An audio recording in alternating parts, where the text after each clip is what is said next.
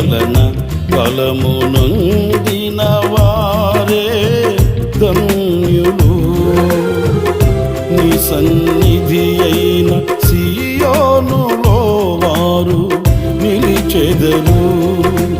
నీ వలన బలము నొందిన వారే ధన్యులు.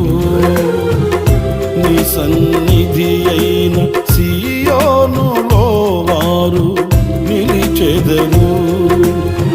నిలువరమైన రాజ్యములో నిన్ను చూచుటకు నిత్యము కృప పొంది సేవించెదను తుది వరకు.